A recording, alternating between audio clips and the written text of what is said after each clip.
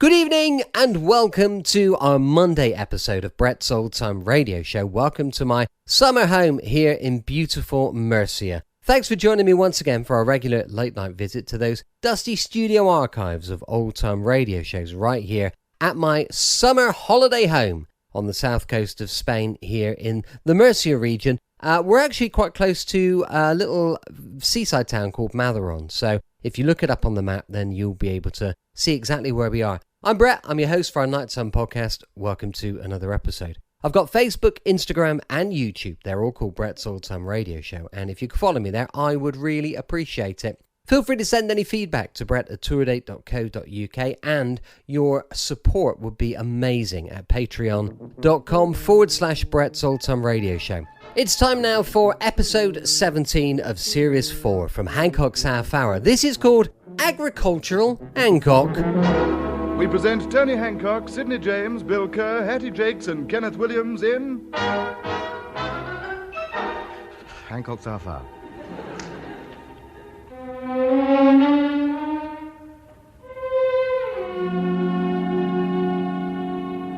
Tub, we've lived here for years. You can't just spring this on us without warning. There is no point in arguing, William. We are moving, and that is that. Oh, Tub, think it over. You don't want to let the neighbours get you down. This has nothing to do with the neighbours. I know they don't like living down the same street as a comedian. I know they got up a petition to get me out. I don't blame them. I wouldn't like it either. Actors and the like lower the old tone of the neighbourhood, I realise that. So much so, I even signed the petition when they came round with it. No, this has got nothing to do with the neighbours. I'm moving for an entirely different reason. What reason? Financial. Now the rents are going up, I shall find it increasingly difficult to keep up appearances. I'm moving into a cheaper district. But this place only costs you 6 shillings a week. Now, yes. Ha-ha. You wait till the Rent Act goes through. 13 and 6 this place, if it's a penny. Don't tell lies. You keep out of this. Don't listen to him, William. I happen to know the real reason he's moving. Go to your room. Oh, shut up. Why is he moving, Grizzly? Because he's being given notice to quit. That is not true. I am moving because the 6 shillings a week rent is going up. And you know why? Because the council have found out he's not an agricultural labourer. Who told him? Who told him? I've been getting away with that for years. Leaving me tractor outside the rent office? Going in with a couple of straps tied round my knees? A few ahs and hello, my old darling, my old beauty.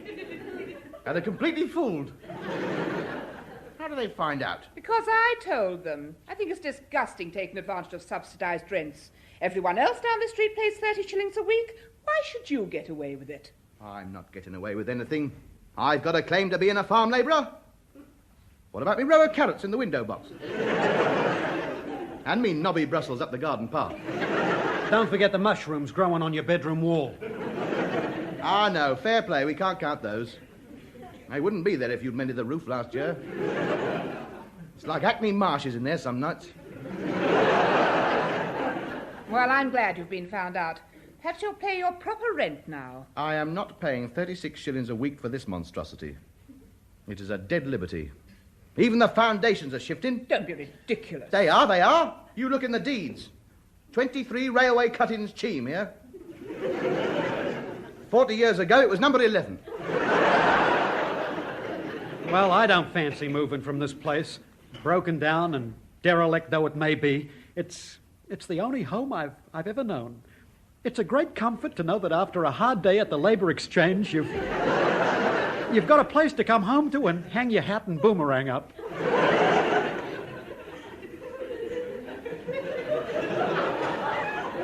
God blimey. That was very touching, William. That was true pathos. Below the white-faced clown.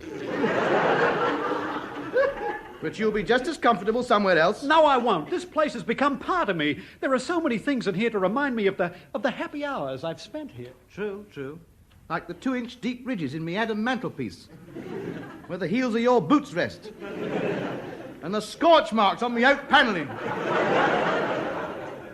where you dog your cigarettes out.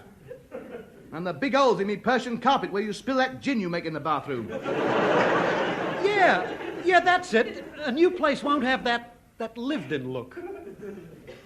I wouldn't worry, Bill. Within a week you'll have ruined it, same as you've ruined everything else of mine. Don't do it, Tub. Don't move, please. I am not paying 36 shillings a week rent. Look, I'll help you. I'll contribute to the money.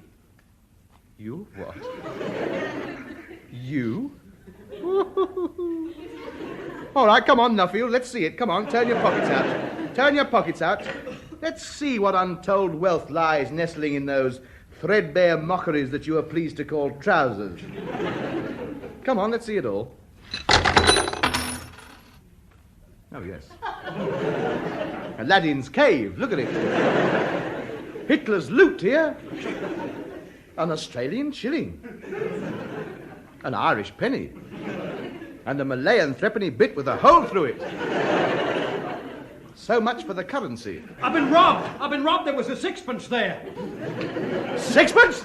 Yeah, well, it would have passed for a sixpence in the poor light. I've told you before, if you keep spending those, your trousers will fall down.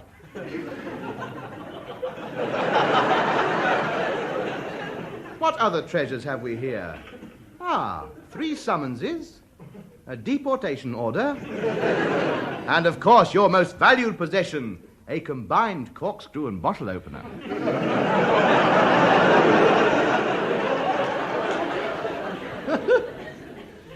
Well, thank you for your offer of economic aid. I'll let you know.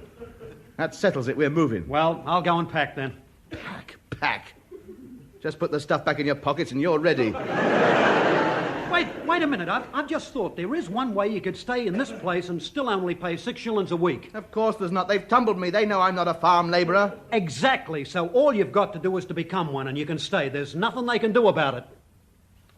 That's a thought, isn't it? Oh, now, please, let's keep our heads. You wouldn't know where to begin. Of course I would. Everybody knows about farming. Just follow the simple rules. If it runs, shoot it. If it chews, milk it.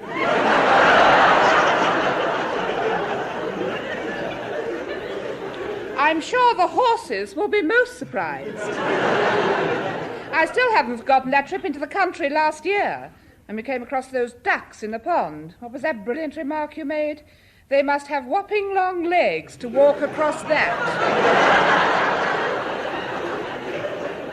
A mistake anybody could make? How was I to know they were swimming? I thought their wings had been coming over the shoulders and ploughing into the water there.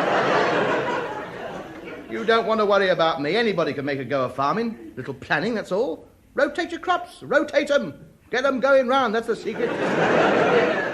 I shall start off, I think, with, let's see. I think I shall plant 2 fields of pigs and a couple of acres of chickens. You're going to plant some chickens. Certainly. How do you expect them to grow?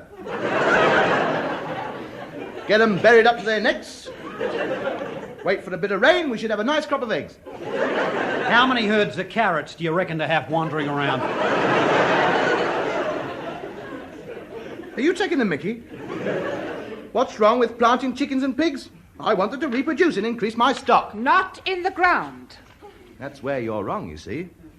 They're exactly the same as rabbits. I saw 2 rabbits dig a hole in the ground, disappear. When they came up, there were hundreds of them. Rabbits can do it, so can pigs and chickens. I'm surprised farmers haven't thought of it before. Honestly, what farmer do you think would employ you? You don't think I intend to give any farmer the benefit of my business genius, do you? Oh, dearie me, no. Ha! I'm setting up on my own. I'm buying my own farm. Just so you can stay in this house at 6 shillings a week? It'll cost you a fortune. Not if you buy wisely.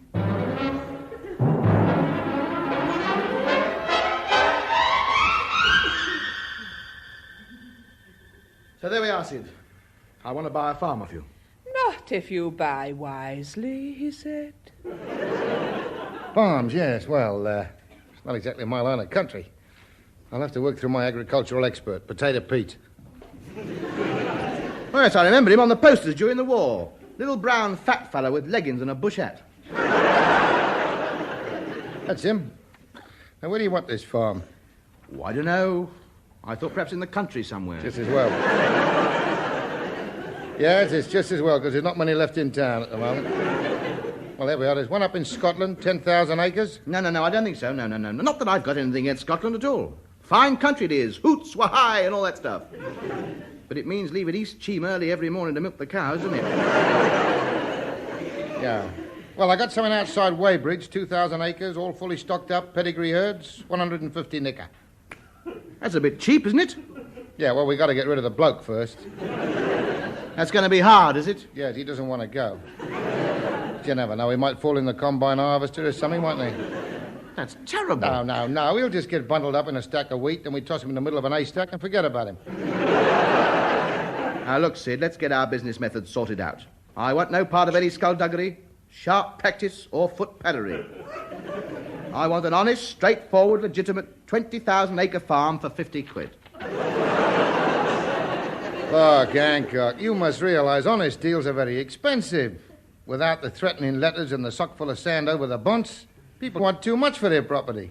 Nevertheless, that is the way I want it. You make things very difficult. All right. I'll have a look around, see what I can find. I'll need some money on account, of course. You know, out-of-pocket expenses. How much? 100 nicker. You've got big pockets, haven't you? I can only spare £22.10. That'll do. Got any change? How much? £25. I want 50 shillings change. I've only got coins. Is that all right? Yes, I don't mind. Well, here we are, then. 4 half-crowns and 2 bob bit. 4 half... That's only 12 shillings. What do you mean, 12 shillings? Look at the date on that half-crown. 1927. Exactly. And how much was the pound worth in 1927? Compared with today? Yes. Oh, about 60 shillings. Well, there you are, then. That $half equivalent to 7 and 6 today. Yes, I suppose it is. Well, then, you got a 1914 one there, that's about 8 and 6. A 1908 one, that's 10 and a tenner. A 1904 one, that's 11 and 3. There's an 1893 2-bob bit, that would have bought 25 bobs worth of anybody's stuff in those days. So there you are, then. That's 7 and a tenner. That's 23, 36, 40 more. You got about 52 and 6 there. You're making a couple of bob profit. What are you moaning about?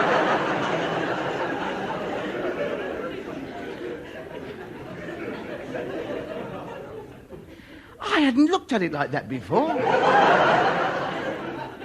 Yes, of course, you're dead right. Have you got any other old coins you want to get rid of? Certainly. I got an 1893 penny here.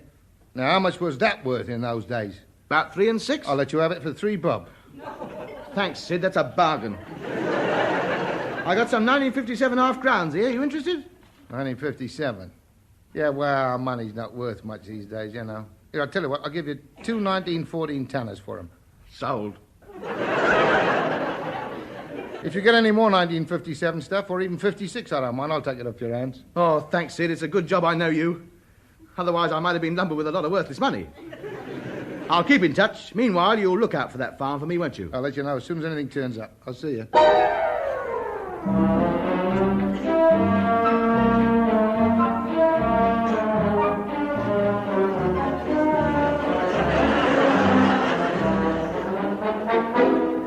Fares, please. Any more fares, please? Have your fares ready, please. 3 fourpennies, please. 3 fours. 1 shilling, please. Here's a 1914 sixpence.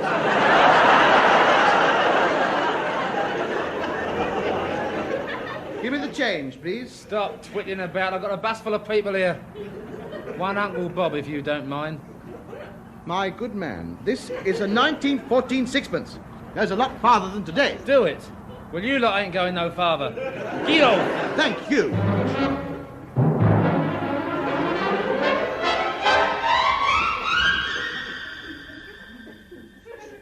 Fred, we got to find a farm for Ancock. We can make a nice little packet here if we play our cards right. You got any places in mind, Sid? Nah. Potato Pete says there's no farms around here for miles. Well, that's it. We'll have to think of another way of twisting him. I could go down the bank and get some more old coins. You'll rumble that in a minute. We got to find a farm. I can't think mine wants to be a farm, and anyway, he wouldn't know a farm from a cricket pitch. No, he wouldn't, would he? No. Tell me, when does the cricket season start? At the end of April. Yes. How big is Lord's? Yeah, not the cricket ground. Oh, no, Sid, you can't. Why not? I'm a Surrey man myself. Did you never get away with it? He'd tumble it wasn't a farm. Yeah, he wouldn't realise that till the teams come out. Even then he'd think they were milkmaids in long trousers. We're on a good thing here, Fred. Ring him up and tell him we'll meet him at Lord's.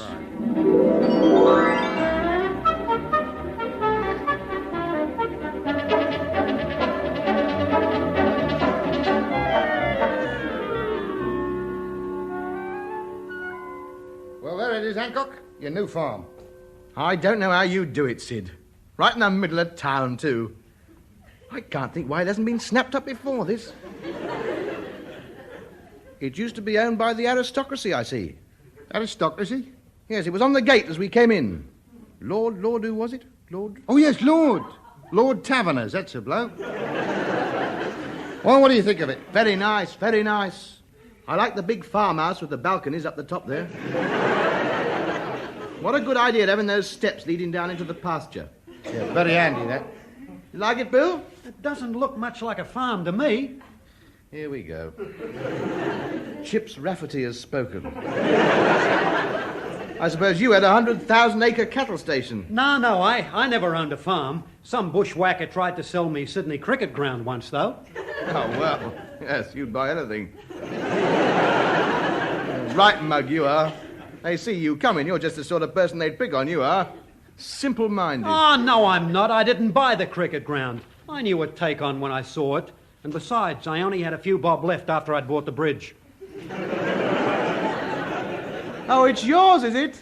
Well, I'm having a big fight with the Sydney Borough Council at the moment. They claim it's theirs.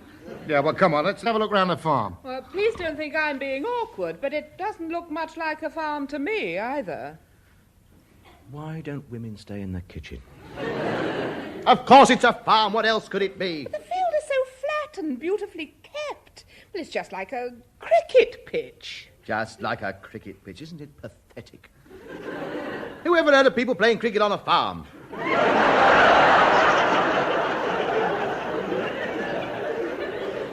Why don't you go home? Carry on, Sidney. Well, I expect you're wondering what all these thousands of seats are all round the farm. No, I wasn't wondering, Sid. I'm sure they're all there for a good reason. Oh, well, I won't bother then. Why are they there? You had to bring her, didn't you? Well, if I was to tell you that they weren't seats at all, but terraces for growing grapes, would that sound all right to you? Certainly, a very good idea. I was hoping it would be. Now, these big things over there that look like scoreboards... Yes? They're not scoreboards. I didn't think they were. They are scoreboards. Well, yes, they are scoreboards of a kind. It's an idea he had to check up on the cows. Up there it says 126 for 7, last man 18. Yes? Well, that means there's 126 cows to be milked by 7 o'clock, and the last bloke on duty milked 18 of them.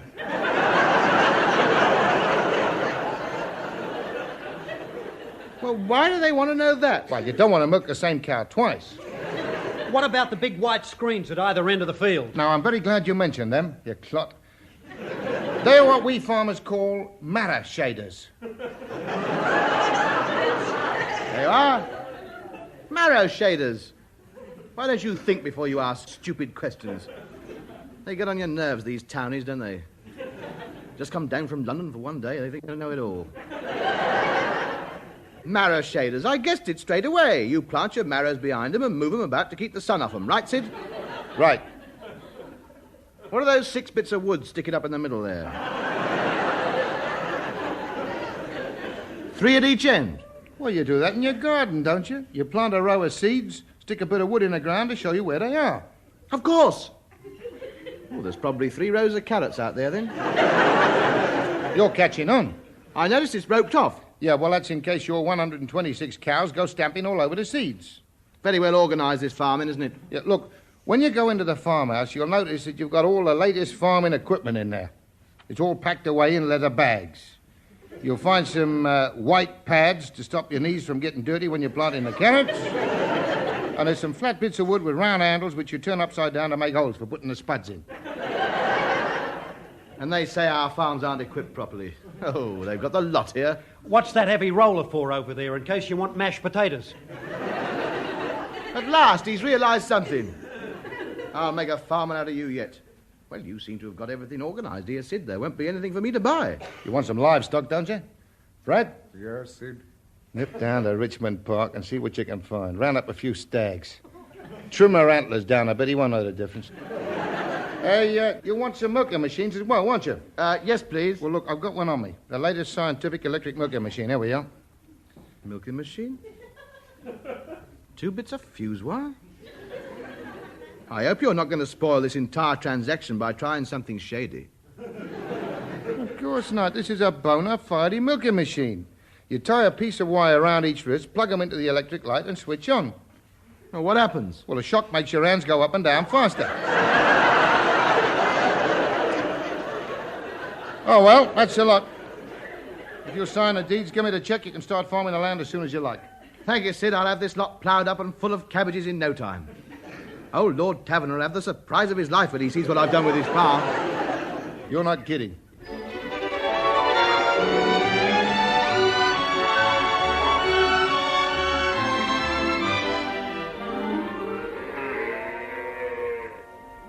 Bill? Any more cows left in that long room? No, this is the lot. Well, hurry up, then get them down those steps and into the meadow. Hey, are you sure this pavilion was meant as a cowshed? Well, they seem happy enough in there. Pity they'd done so much damage. Still, we had to put them somewhere. They don't like those pictures up round the walls, do they? Daisy put her horn right through the old bloke with the long black beard. How's Miss Pugh getting along with the ploughing? Oh, she's got the hang of it very nicely. I told you there was no need to buy a horse. Hey, what are you going to do with a bit in the middle of the field with a rope around it? Oh, that's going under the plough. Spuds, I think. There's enough room for 24 trenches there. We'll plough down the slope, of course.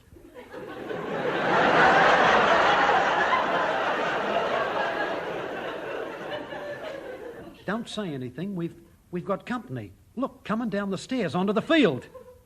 Oh, yes. 11 milkmaids in long trousers. They're not milkmaids, Tub. No. Not all of them. Oh, there's 2 more coming down behind them, carrying potato drillers. The Ministry of Agriculture must have sent them down to help us out. Good morning. Glad you could come. The uniforms look very smart. I think white's a bit silly. I got some muck spreading for you to do. First of all, I want 1 potato roller over there, and another potato roller over there. And the 11 milkmaids can spread out. Find a cow each and get weaving. Any questions? Yes, can I have middle and leg? I beg your pardon. Get on with your work. Plant some spuds. No, stop messing about. We've come here for some practice. You're not going to practice on my cows. Gloves like that, you'd curdle the milk.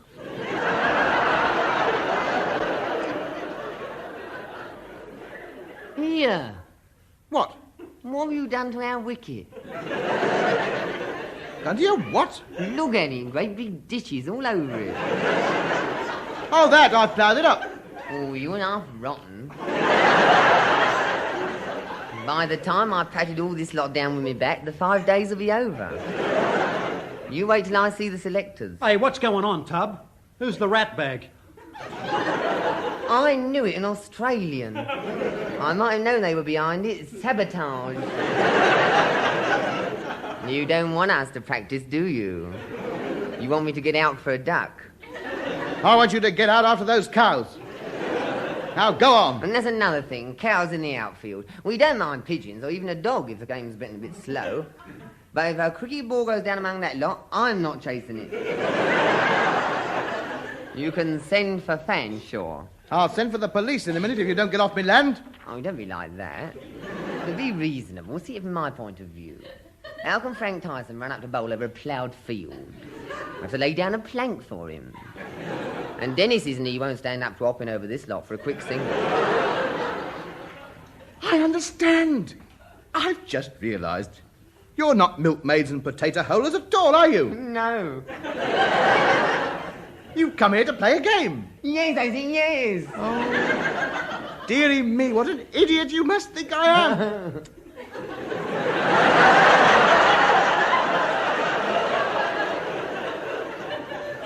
Of course. Well, that's all right then.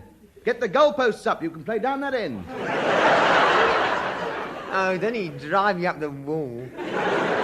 Look, I'm the captain of the MCC. And this is Lord's cricket ground. And unless you put this ground back the way you found it, I'll have to call the police and have you thrown in jail. Oh, no, stop messing about.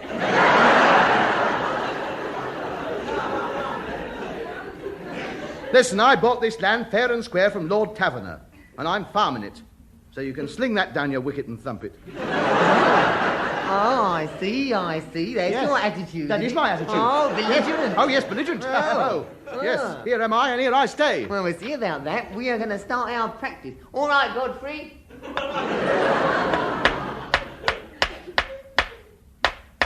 Stop hammering those bits of wood in my potato patch. They're our stumps. And if you know what's good for you, you'll clear off. Godfrey, go and get the police. Bill, bring those cows up. We'll see who leaves first. All right, Frank. Play.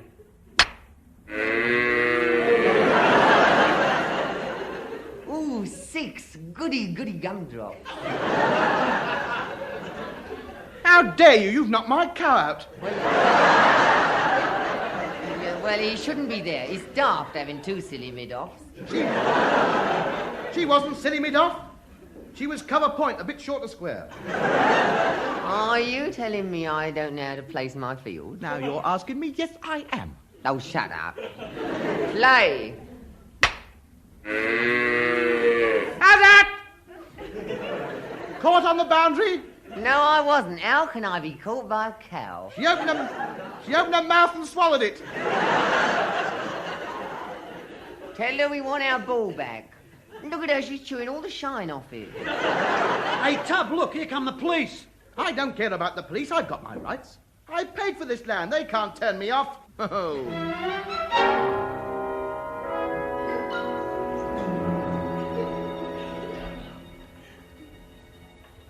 You twister, Sid. I felt a right mug not knowing it was Lord's. Standing there trying to pacify them, explaining how they could use the ploughed bits. I still don't see why they can't bowl underarm and roll it along the furrows. I want compensation, Sid. I haven't got a penny left and my farm's been taken away. What are you going to do about it? Now, don't worry, Hancock. I've got everything under control. I'm sorry about this regrettable incident. Naturally, I'll do whatever I can to make it up to you. Give me my money back. Now, wait a minute. Look, son, I've found another farm for you. I am not ploughing up any more cricket pitches. I wouldn't try to flog you another cricket pitch. This is the finest little small holding you ever set eyes on, and it's yours for 300 nicker.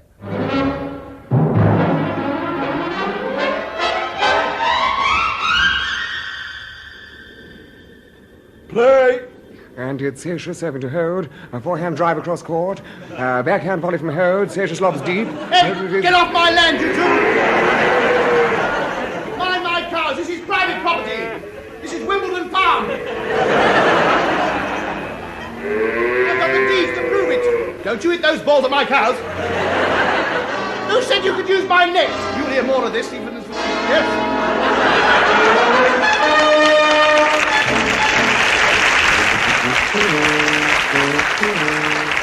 This has been Hancock's Half Hour, starring Tony Hancock, with Sidney James, Bill Kerr, Hattie Jakes, and Kenneth Williams. Theme and incidental music composed and conducted by Wally Stott. Show written by Alan Simpson and Ray Galton. The program which was recorded was produced by Dennis Main Wilson.